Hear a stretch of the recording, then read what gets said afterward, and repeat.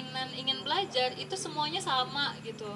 Nggak ada yang lebih lebih pintar, nggak ada yang lebih hebat atau bagaimana. Yang penting itu takarannya siapa yang paling berusaha, takarannya di situ sih. Walaupun dia orang lokal sekalipun, kalau misalnya dia kuliahnya cuma yang penting kupu-kupu aja gitu, terus penting dia ngomong aja tapi dia nggak ngasih insight yang mungkin lebih dalam kayak gitu kan, ya nggak akan dihargai juga sama dosen kayak gitu kan.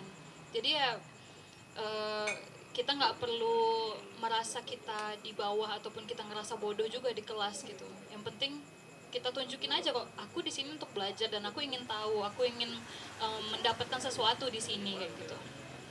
Dan uh, mungkin yang hal-hal cultural yang paling utama kalau misalnya kita di negara-negara barat gitu ya, paling utama tadi ini ada keinget kalau naik eskalator kita jangan sebelah kanan ya, sebelah kiri.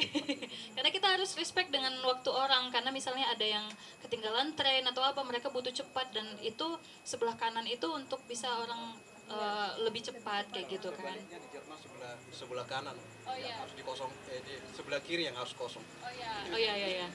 Kalau di Australia walaupun nyetirnya sebelah kanan juga, iya kanan ya. Seperti Indonesia kan sama. Enggak bang. Oh iya iya. Iya iya iya iya iya iya. Australia. Jadi kalau di Australia itu naik eskalator kita sebelah kanan. Atau kalau misalnya kita keluar lift, dahulukan dulu yang keluar, baru kita masuk kayak gitu kan. Terus apa lagi ya? Apa lagi kira-kira bang? Yang dasar-dasar gitu loh. Soal waktu, misalnya transportasi gitu kan. Kan sering kita di sini kita nggak tepat waktu karena memang transportasi kita bisa apa saja, bisa naik motor atau semua. Di sana kenapa orang disiplin? Mungkin itu dari awalnya adalah ketika struktur transportasi itu sudah mengikuti waktu gitu. Jadi kalau kita terlambat itu akan luar biasa besar dampaknya ke orang lain gitu, karena kita harus nunggu sekian menit atau bahkan 1 jam lagi train misalnya untuk sampai ke sana.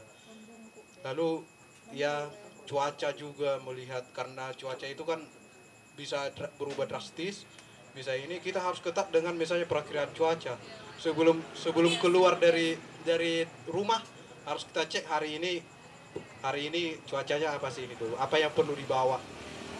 Nah, baru saya sampai di sini kemarin pernah cek seperti itu, kebiasaan rupanya harusnya tidak hujan, rupanya hujan gitu.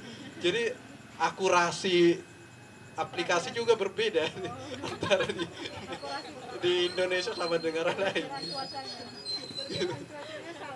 Nah itu mungkin yang perlu dilihat ya, beberapa kebiasaan-kebiasaan yang membuat kita mungkin bisa membuat culture shock. Bisa dibuat di apa? Kalau orang ya itu hanya seperti yang dikatakan Rani tadi, hanya mengubah kita persepsi kita gitu. Jangan langsung menilai sesuatu dengan kalau kita belum kenal dengan orangnya atau sebagainya, atau membangun sebuah tembok antara kita dengan orang itu. Itu aja sih perbedaannya yang lain. Baik, terima kasih Bang Tongam dan Kak Rani atas sharing-sharingnya tentang penyesuaian diri dengan culture. Ada sih diskusi yang menarik sama teman sedikit sebelum kita ke sesi terakhir, bahwa betul sekali aku tadi meng-highlight ya bahwa tidak ada yang lebih unggul, sebenarnya kita semua tuh we are human too gitu kan, they are human. Jadi mau orang Indonesia, mau orang Eropa ataupun orang Asia lainnya gitu kan, kita semuanya sebenarnya sama, tapi memang perbedaan kultur, karena pernah juga diskusi sama teman ya gitu kan, jurusan sejarah juga dia. Jadi ceritanya tentang bagaimana kultur itu mempengaruhi mental dari setiap individunya. Karena misalnya di Eropa 4 musim, di Indonesia 2 musim, kita kan tropis, kita selalu berpikir cukup instan, kita mau tanam apa saja, lempar benih, tumbuhnya itu gitu. Sedangkan orang Eropa yang 4 musim, artinya dia akan sangat sabar menunggu bagaimana dia mengumpulkan makanan sebelum musim dingin, misalnya di peradaban yang lama gitu kan, sehingga itu juga yang mempengaruhi mental dari setiap individu di masing-masing negara. Mungkin itu juga salah satu referensi lah untuk kita bersama. Nah itu juga referensi yang menarik Nah, mungkin teman-teman yang lain kita akan pada closing statementnya setiap narasumber sembari untuk menjawab pertanyaan dari teman-teman. Jadi diskusi ini tidak akan terulang 2 kali. Artinya momennya yang sama seperti ini tuh cuma sekali gitu. Selama misalnya Dede dengan 21 tahun atau 20 tahun atau lebih muda ya. Kakak tua-tua kan deh, 17 ya, 17. Ya, selama 17 tahun Dede hidup, diskusi yang seperti ini, yang momennya mirip kayak gini tuh cuma sekali, Dek. Jadi bertanyalah sebelum diskusi ini ditutup. Silakan, Dek. Sesama penerima beasiswa, tapi beasiswa lokal itu kan adalah awal yang baik ya. Silakan, Dede.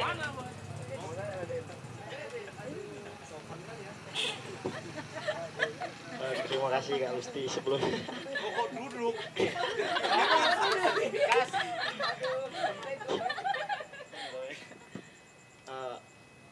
thank you Kak Lusti. Bang John, selamat malam Bang John, kawan-kawan semua yang hadir di Literasi Kopi. Terima kasih sebelumnya kawan-kawan. Kita berkumpul bersama gali-gali ilmu sih. Gitu ya kan Kak, katanya Kak, katakan Kak. Aku sih bukan penerima bidik misi yang internasional kelasnya Kak, masih nasional aja. Kayak beda lah kelasnya gitu Kak. Tingkat kecamatan ya. Iya. Kan nggak ada yang lebih hebat ataupun lebih kalah di sini, sama aja. Oke. Tapi sih aku pengen nanya tentang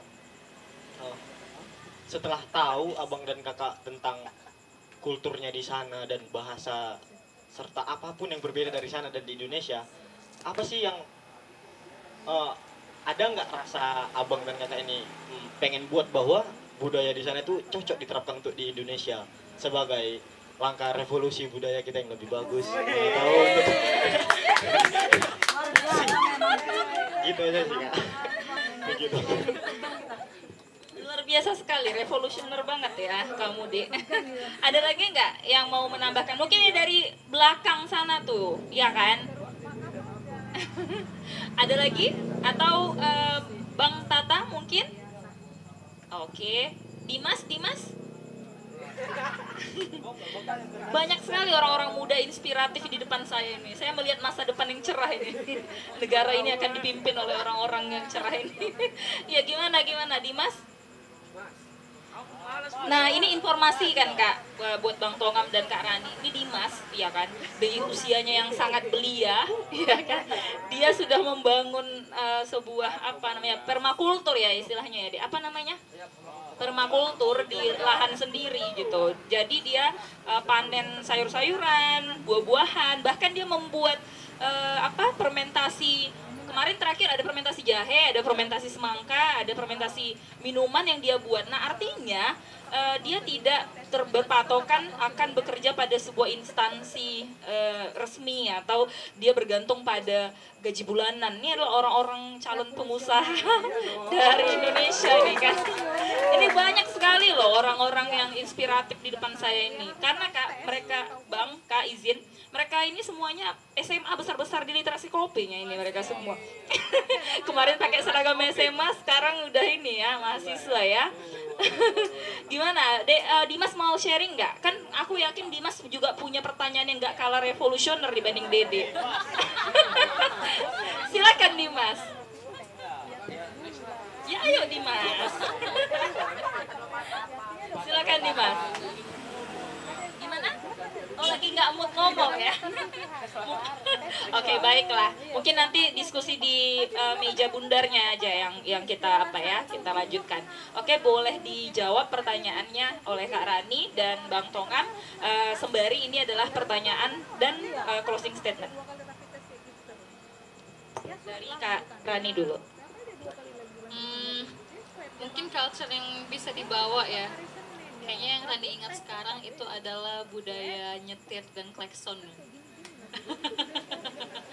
Karena kalau nyetir itu kan berkaitan dengan kita menghargai orang lain ya, gitu kan. Mungkin gaya kita menghargai dengan culture kita tuh mungkin berbeda.